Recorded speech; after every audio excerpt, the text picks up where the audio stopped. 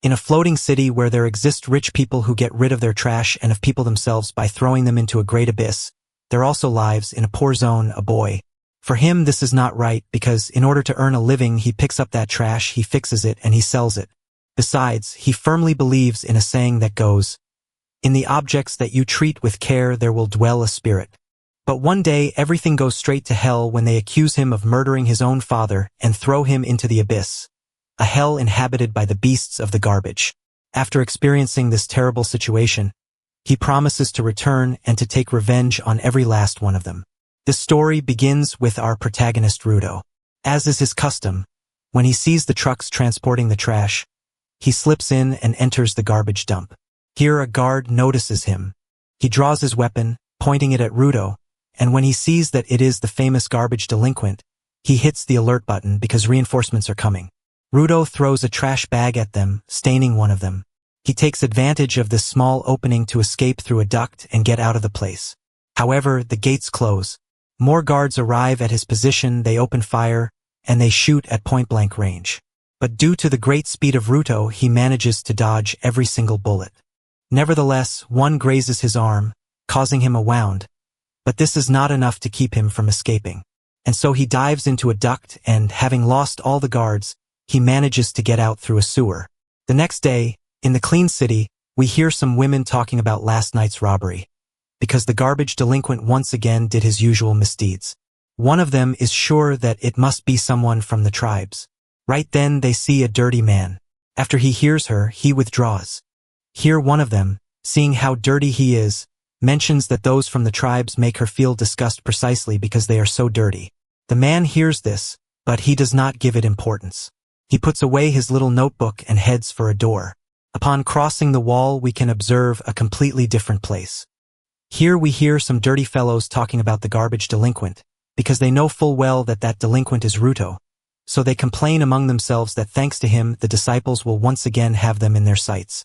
Meanwhile, Ruto was fixing one of the objects he had picked up. His friend Chigwa comes up to him and scolds him for going around stealing trash from the city.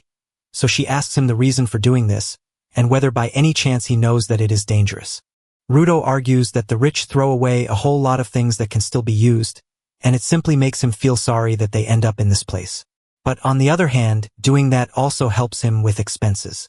Suddenly, 3 teenagers come closer and, making fun of Ruto's bad smell, they ask Shivas whether by any chance the stench does not reach her, standing next to him, given that, as it is, just by seeing those dirty gloves they already feel that hives will break out on them, and they poke him.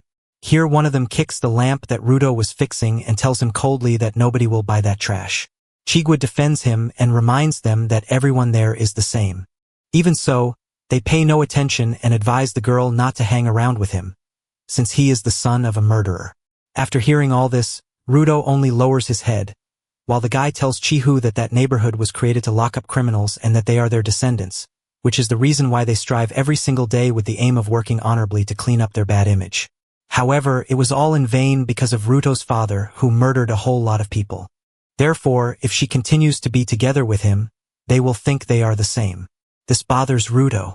He throws a killer look at the annoying one, causing him to fall silent immediately. The bullies, frightened, leave the place, asserting that someday he will turn into a murderer. Chigwa encourages Ruto, reminding him that he is different from his father and that she herself knows that he is not the kind of guy who kills people. Ruto, a bit embarrassed, thanks her. Right then Chihua sees a stuffed toy he has just fixed and asks him about it. Ruto informs her that that one is not for sale. He musters his courage, and he tells her that the stuffed toy is for her. But right then Chiwigua's mother arrives and scolds her for hanging around with that brat. After this, Ruto returns home, and upon going in, Recto teases him, repeating to him the words that he said to Chihuahua. Our pale one blushes and asks him whether by any chance he heard everything. Recto only advises him to say things clearly and without beating around the bush. But, changing the subject, he comes closer and demands that he tell him about last night's garbage delinquent. Ruto here cooks up a good excuse. After hearing him out, Recto reminds him that he has no need to earn money by risking his life, recommending therefore that he leave the expenses to him until he grows up. Ruto emphasizes that he is not risking his life, since they had never discovered him until yesterday. Recto understands that there is no blood kinship and that even if he is not his father by blood, he loves him all the same and they are family. For that very reason he asks him to stop trying to pay him back. Here Rudo, entirely grateful, reminds him that it was he who picked him up when he had been abandoned as a baby and since then raised him like a son. So he tells him that he is not trying to pay him back, but that even within a family you give thanks for things. Recto teases him that he should be just as frank with Chigua so that she will already know what he feels. Then he sees the wound on his arm, so he asks him whether by any chance they shot him. Rudo tries to play down the damage, but Recto asks him to let him see it, and while he is at it he will change the bandages on his arms. Upon seeing what happened to him, he advises him not to go to the dump anymore, because he could end up much worse. Rudo considers that it is not such a big deal in comparison with the wounds his parents left him. Here Recto reminds him that whoever commits a serious crime is condemned to death and thrown into the abyss, which is what they already did with his father. That is why he wants him to take care of himself and of the things that matter to him in this rotten world. There Rudo remembers how, ever since he can remember, his hands have been this battered. Because of this he always felt a very strong pain, as well as the looks of disgust from people when they saw his unpleasant wounds. But then Recto gave him some gloves, which, upon putting them on, managed to relieve the pain immediately. Something that, in his whole life, he does not believe he will ever be able to pay back. Right then Recto hurries him to conquer Chihua, and to do it before someone else beats him to it. That is why he advises him to give her that stuffed toy and also to give her a kiss. And if in case he does not want to go, he will leave him without dinner. And so they spend the whole night talking. But what they did not know is that, from outside the house, a hooded, masked man is watching them and also listening to the whole conversation. The next day Rudo plans to deliver the stuffed toy to Chihua. Then, walking around the city, he remembers that it is said that the abyss is an enormous garbage dump and that the destiny of the people who have committed crimes is that is the place. And clearly so it is, because we see how, at exactly that moment, they sentence a person to the abyss while the others acclaim, "The filth to the abyss." Here Rudo wonders what will become of the unfortunate ones whom they throw down, but suddenly Chua appears. She finds it unusual to see him around those parts, since, besides that, the view from there is not at all pleasant. Rudo corrects her, mentioning that in the neighborhood there is no single place with a pleasant view. Chiva comments that the neighborhood was created on the outskirts of the city so that it would be clear to them that if they should come to commit a misdeed, they would be thrown into the abyss. Then, addressing Rudo, she says, "I would not like to see them throw you." But she also understands that there is a lot of trash that they throw away that still serves. And if, in the worst of cases, they should come to catch him, they would throw him into that abyss. Here Ruto mentions that was the same thing that Recto said to him. Then Chigua reminds him that gentleman worries a lot about him. Upon hearing these words, he turns to look at her. Here Chua realizes what she has just said. So, embarrassed, she explains that she did not mean it that way. Rudo, also embarrassed, drops to the ground. Chihua sees this and notices that he is carrying the stuffed toy with him. Ruto gathers his courage and confesses that he was thinking of giving it to her as a gift. And although he knows that perhaps she will not like something that someone discarded, he believes that the stuffed toy would be happier with her than in the trash. Chihuahua accepts it and promises him that she will take care of it forever. Rudo cannot contain his emotion and, completely happy, goes back home to tell Recto and to brag about it to him. Turning down a street, he happens by chance to bump into one of the disciples, which leaves him confused, but he keeps on going home all the same.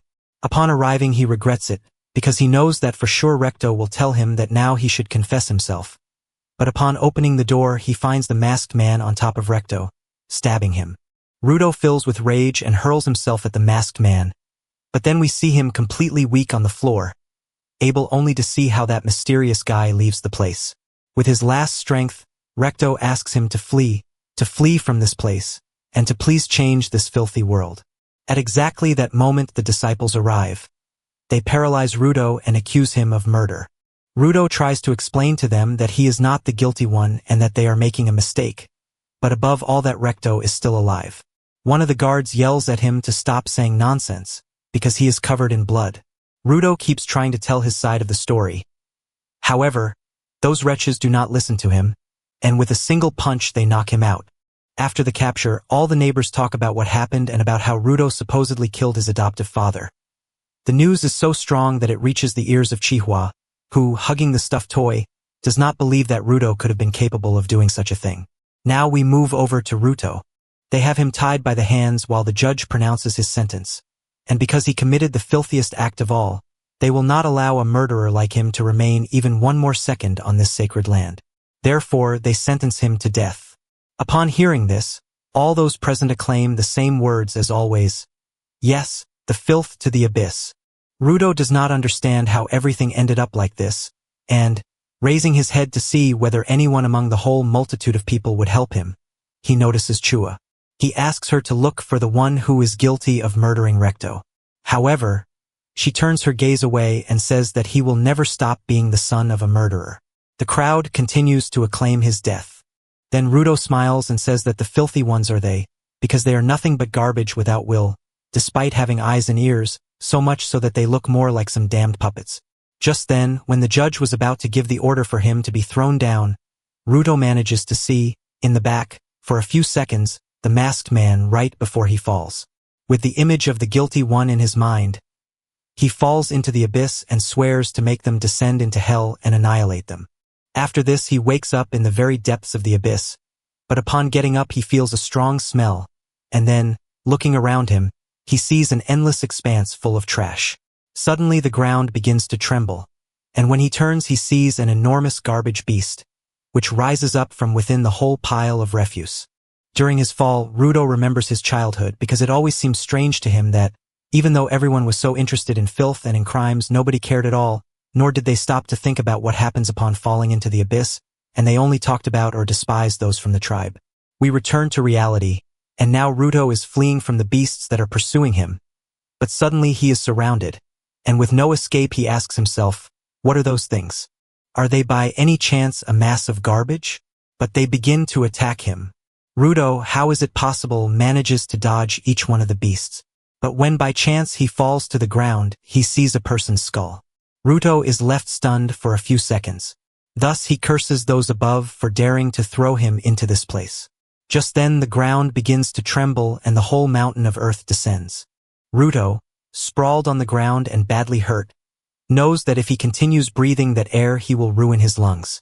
Now, with his sight, he looks for a safe place, but immediately he realizes that he is in the very abyss, in hell. And here there is no safe place. Then, out of nowhere, he spits blood, and the beasts run toward him. He asks himself whether everything will really end without his being able to do something, but remembering the moment when he saw Recto die, something changes inside him because several objects light up. Ruto crawls and grabs a metal rod, while saying to himself that he cannot die, because he still has something left to do. He must make those who threw him into the abyss pay. But more important still, to kill the wretch who murdered Recto. He swears to find him and to finish him, and therefore his own death will have to wait until then. Right then he strikes one of the beasts. This draws the attention of a stranger who was watching him from afar. For his part, Ruto, with his little metal rod, counterattacks the beasts. He drives the rod into one of them. However, the monster reacts and throws him against a mountain. He hits another wall and destroys it. Even so, Ruto saves himself and, grabbing a pole, he hurls it at the beast, thus ripping off one of its little legs. Suddenly the ground begins to tremble, and from beneath him it comes out again, because it tries to devour him. Ruto dodges the attack, but he begins to cough blood. He cannot move, and what is worse, the beasts take advantage of this to come closer. Nevertheless, at the last second his eyes shine, and with a metal plate he bats away the attack.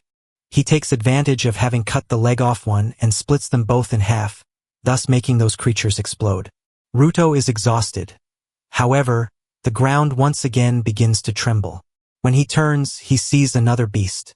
He tries to escape, but the enormous monster, with a single stomp, lifts the entire layer of trash, sending our poor Ruto flying. He is weak. He tries to open his eyes, and here he sees a masked man with an umbrella. This man grabs him by the clothes and kicks him. However, he turns out to be kind, because he puts a mask on him that allows him to breathe. Even so, our Ruto does not even thank him and asks him what those things are and also whether by any chance he is an inhabitant of this place. The masked man asks him to keep silent, But Ruto does not understand and asks him again about the place. The masked man, tired, repeats to him to be quiet, but our protagonist still does not understand and tells him that he has just fallen into the abyss, so he wants to know what this place is like and whether by any chance it is the underground hell. The masked man, tired, answers him that it is not so far below the earth, but neither is it any reason for him to raise his voice. Ruto yells at him to speak louder, since he cannot hear him. The guy gets annoyed and yells that they are not on the surface and that they, the ones from the sphere, threw all that trash.